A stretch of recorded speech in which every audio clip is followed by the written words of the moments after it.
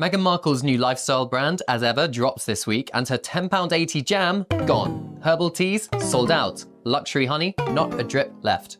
The launch comes alongside her Netflix show, With Love, Meghan, which got mixed reviews, but still hit Netflix's top 10, so somebody's watching. Picture unveiling your passion project, an offering meticulously crafted to represent a new chapter in your life, only to watch it crumble in real time with a single, damning taste. That's precisely what unfolded when Meghan Markle's artisanal raspberry jam collided with Gordon Ramsay's legendarily ruthless palate. And this didn't happen behind closed doors or in the safety of a hand-picked audience. No, the takedown occurred under the hot lights of a trendy Los Angeles restaurant, a hotspot teeming with influencers live-streaming their meals, critics dissecting every flavor, and tastemakers eager to discover the next big thing in wellness branding. The ambience buzzed with expectation. Every bite was theater, every plate a performance, and Meghan's jam was about to be center stage. But this wasn't just jam, it was strategy in a jar. We spent so much time making sure we had so much more inventory. That's why we took the time, and you guys are doing it again. We're nearly sold out on everything, and I can't believe it. Even flower sprinkles, which I knew was going to be the big one again, so that has more inventory than all of it. Meghan had invested months, if not years, refining every detail. The fruit was reportedly sourced from small, ethically run farms.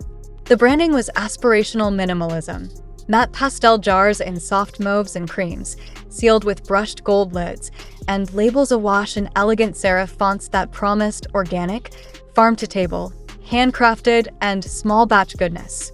It was designed for more than consumption. It was made to be admired, photographed, and shared across curated social feeds. Think linen napkins, wood-grain breakfast trays, filtered morning light. It wasn't just a spread, it was a signal. This was Meghan's personal rebranding, distilled into a single lifestyle product. It tastes of entitlement, greed, avarice and deception. She wasn't selling jam, she was selling reinvention. The message was unmistakable. No more crowns or controversy, just conscious, curated calm. The product was intended to anchor her new venture, as ever, a soft power lifestyle brand promising elegant simplicity and ethical luxury. It was her first real step into the saturated, image-obsessed wellness market, a far cry from Buckingham Palace and red carpet scandal. But instead of a gentle introduction, Meghan's brand met a head-on collision with Ramsay. One of the culinary world's most feared truth-tellers, Gordon Ramsay doesn't just taste food. He eviscerates it when necessary, and that night, he just happened to be in the room. Meghan Markle, wow. As ever, the relaunch was a bigger disaster than anyone could have envisioned. Sources later claimed it was meant to be a controlled PR maneuver.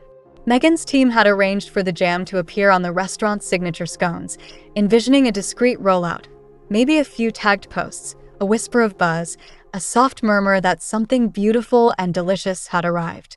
What they got instead was Ramsay's unfiltered judgment. He didn't know it was hers, not at first. But the moment he took a bite, everything changed. He paused, frowned, and then without hesitation, spit it into his napkin. The clatter of silverware ceased. Conversations halted. Dines tarat. Ramsay scanned the room, visibly disgusted, and let loose. "This isn't food," he snapped, his voice sharp and unmistakable. "It's a crime against fruit." And that was just the opening line. Eyewitnesses describe what followed as nothing short of a demolition. She's been rumbled.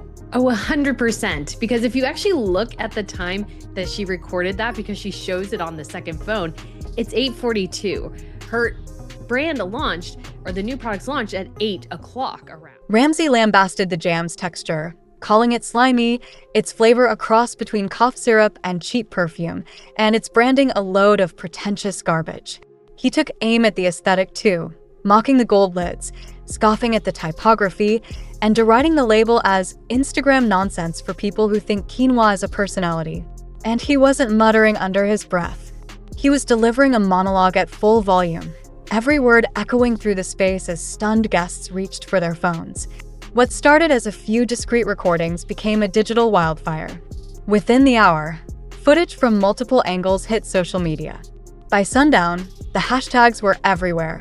Hashtag Jamgate, hashtag Ramsay versus Meghan, hashtag as ever fail. So when she's trying to sell these kind of, I'm sorry, but crappy, cheap tats to middle America. The internet had smelled blood, and it pounced. Ramsay's savage commentary wasn't just viral, it was nuclear. What Meghan envisioned as a quietly elegant product launch had turned into a televised beheading.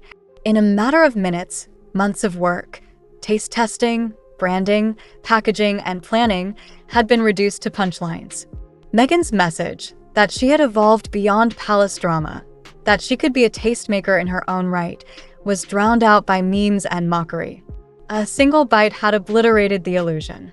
And Gordon Ramsay, with all the force of his culinary credibility, had delivered the verdict out loud and on camera. No amount of polish can disguise poor taste. What intensified the fallout was the symbolic pressure riding on this single jar of jam. It wasn't just another product rollout.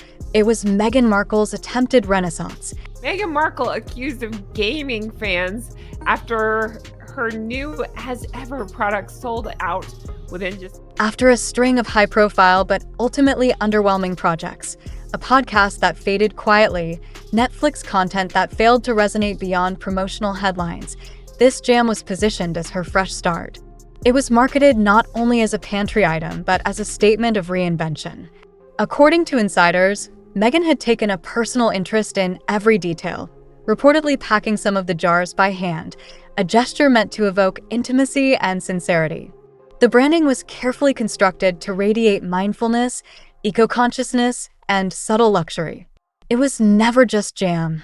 It was the cornerstone of her new identity, a prelude to a full-fledged, as-ever lifestyle line that would eventually span from small-batch spices and curated teas to upscale, ethically sourced pantry goods.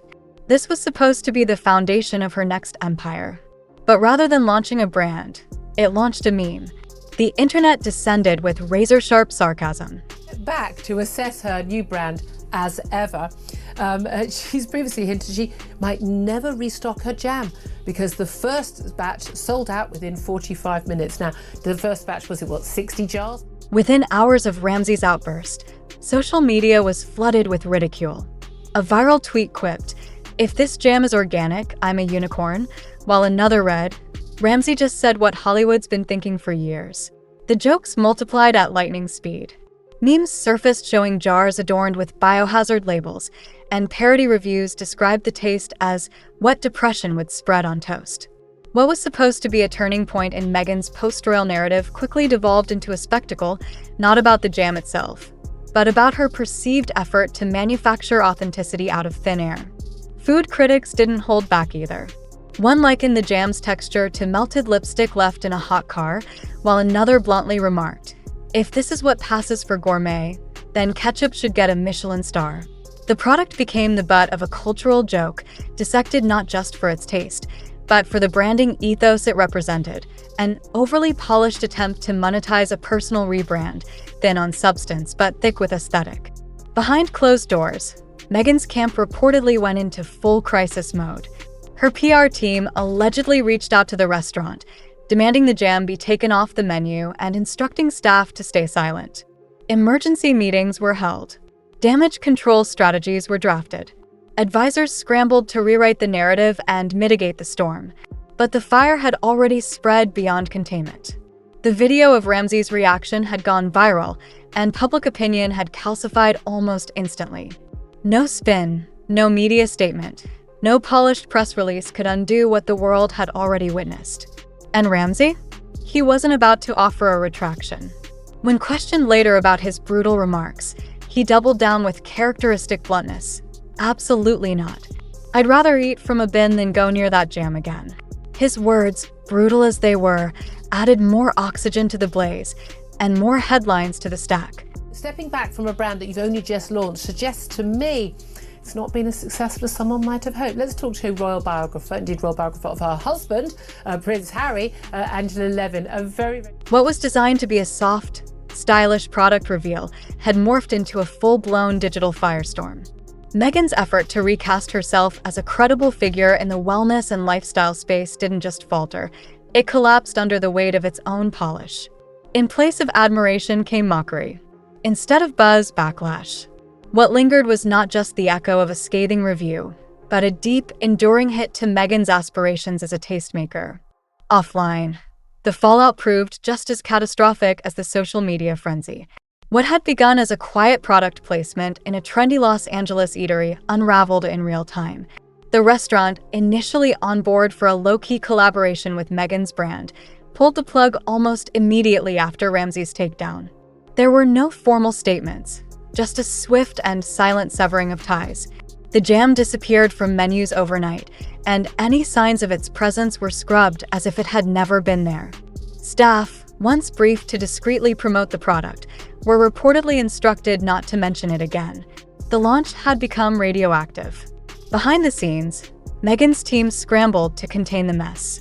They floated explanations to anyone who would listen. Maybe the shipment had been compromised in transit. Maybe the jars were exposed to fluctuating temperatures during delivery. Maybe it wasn't the product. It was the presentation. But industry insiders weren't buying the excuses. The narrative they saw was simple. A product had been placed in the real world, under real scrutiny, and it had failed. One veteran chef summed it up with brutal clarity. No fridge in the world can fix bad flavor. It wasn't a logistical failure. It was a fundamental one. And that made the damage deeper. Meghan's public image, meticulously curated post-palace to reflect grounded elegance, intentionality, and conscious living, suddenly looked more like a branding exercise than a genuine lifestyle shift. And this time, it wasn't a scandal rooted in royal drama or media bias. It was the unfiltered, unspinnable verdict of taste, delivered by someone whose credibility was nearly bulletproof. That she's already having to step back a bit. The reality is, this has been an absolute joke of a brand, hasn't it? Absolutely. I completely agree with you. I was told by somebody they were only putting out 10 jars. So, of course, it would all go because I think she sold them to her friend. Ramsay didn't just critique a jam. He punctured the entire illusion. And his reactions spread faster than any marketing campaign ever could. Online, the takedown mutated into viral spectacle. Memes poured in by the minute. One image showed Ramsay holding Meghan's jar, now relabeled toxic waste, keep away. Another tweet, widely shared, mocked, her jam has more preservatives than her Netflix deal. Satirical reviews cropped up on food blogs and fan forums alike. Someone even created a parody Etsy listing selling Gordon's Revenge jam, made with sarcasm and a hint of regret. The internet had turned her earnest launch into an interactive roast. Even Meghan's staunchest defenders hesitated. For years, her fanbase had rallied around her post-royal reinvention, praising her for stepping away from institutional power to forge her own path. But this wasn't a narrative about courage or independence. It was about taste. And taste is unforgiving. Defending the product meant defending the very thing Ramsay had obliterated, its quality. And for many, the evidence was too overwhelming to ignore. This wasn't a case of it just needs time. It wasn't a soft launch that stumbled. It was a full-scale collapse. The kind that left cracks not just in a product line, but in a personal brand built on the premise of elevated, thoughtful living. Meghan, who had long worked to shed the role of palace rebel and embrace that of serene, wellness-minded entrepreneur, was now being lumped in with a parade of celebrities who had tried and failed to sell lifestyle authenticity without the goods to back it up. The jam wasn't just a flop. It became shorthand for a deeper skepticism. A sense that the whole project, no matter how beautifully labeled or carefully lit for Instagram, had been built more on aesthetic than on substance. And in the brutal arena of public opinion, that kind of failure doesn't just go away. It lingers, sticky and staining, much like a spill that no curated brand shoot can crop out. Told it to her friends. I think they all thought she sent it to them. They had no choice. Yeah. Well, whatever way it was. So it's been a disaster. And one of the disasters was the packing, which she spent day after day, so she said, poor thing, packing it up the right way in the right colour. And it's cost an absolute fortune. So the whole thing has been a disaster. Behind the curtain, everything fell apart. What was intended to be a soft, elegant product launch unraveled into a reputational crisis. Meghan's team sprang into action. Phones buzzing nonstop, emergency Zoom calls flooding calendars, brand strategists firing off rapid response plans. Some floated the idea of framing Gordon Ramsay as unfairly critical of celebrity ventures. Others pointed fingers at third-party vendors, suggesting defective batches or mishandled shipping. But beneath the frantic spin, those close to the brand knew the uncomfortable truth. The collapse wasn't due to logistics, it was structural. The product didn't flop because of packaging errors or delivery delays. It failed because it lacked substance from the start. As ever had been introduced cloaked in the aesthetics of luxury, muted beige tones, dreamy soft-focus imagery, artisanal fonts, and branding that evoked high-end skincare or boutique candles. But no amount of curated visuals could mask what mattered most: flavor. Consumers quickly detected the disconnect. All the velvet boxes and wellness jargon in the world couldn't cover up the synthetic taste. And Gordon Ramsay, renowned for slicing through culinary artifice, wasn't going to pull punches just because Meghan's name was on the label. His critique didn't just dismantle the product, it undercut the persona behind it. It wasn't just a review. It was a public verdict on Meghan's attempt to recast herself as a serious figure in the gourmet and wellness space. And Ramsay wasn't alone. Industry titans took note. Alice Waters reportedly rolled her eyes and said simply, "You can't fake craftsmanship." Thomas Keller quipped, "I'd rather smear mustard on my croissant." Meghan had stepped into a world where legacy, not celebrity, carries weight, and this world protects its integrity with vigilance. Retailers who had previously expressed interest began pulling away. Some discreetly refunded pre-orders. Others sent out vague statements citing distribution challenges. It's been a spectacular success, hasn't it? And I know there are quite a lot, I certainly did, but they did a lot of very nice tarts that were sold at my local supermarket. They're absolutely top notch. But there was some talk that she apparently was the view that, I mean, she's got some podcast that's already finished where it's sort of like women found. I mean, I don't bother learning the names of these things because they never last that long. Meghan's own website removed the Buy Now button, replacing it with an ambiguous sign-up form promising future updates. Meanwhile, across the Atlantic, insiders at Buckingham Palace were quietly amused, not out of cruelty, but irony. Meghan had stepped away from royal rigidity to forge her own path, and her first solo brand had stumbled over jam. Privately, the fallout sparked deeper questions. Was Meghan truly building something sustainable? Or had she simply rebranded into a new type of royalty, one of lifestyle influencers and aspirational living, without mastering the territory? Sources revealed the jam's recipe had been rushed to meet branding deadlines. Influencers had already posted and then swiftly deleted sponsored content once the backlash erupted. Then came the damning clip, a 12-second video from a restaurant kitchen showing staff laughing as they scraped the jam into the trash. It went viral. Over 5 million views in under 3 days. There was no apology. No heartfelt explanation. Meghan stayed silent. Ramsay stood by his words. And that silence, many felt, said everything. Some crises can be managed. Others are so visible, so resounding, that no PR pivot, influencer campaign, or media tour can reverse them.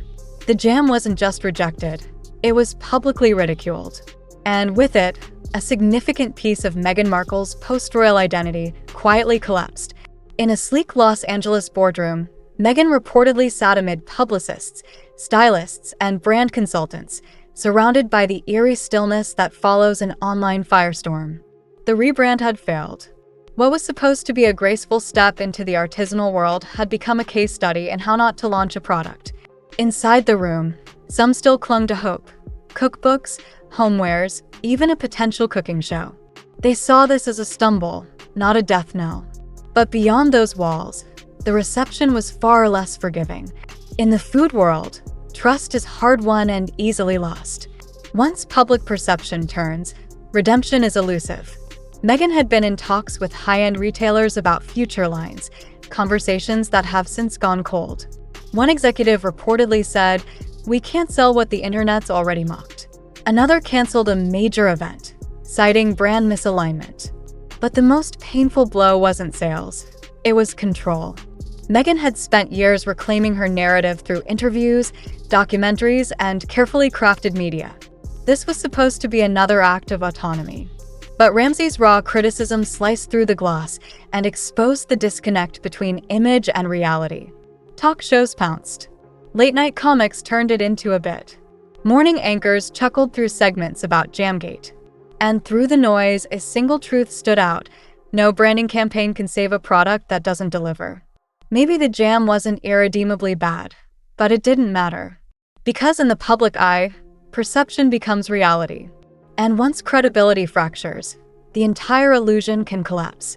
This wasn't just a story about a failed condiment. It was a referendum on authenticity. And in that moment, Meghan's latest reinvention wasn't seen as elevated or empowering. It was seen as hollow. A lifestyle label, beautifully packaged, but ultimately empty inside.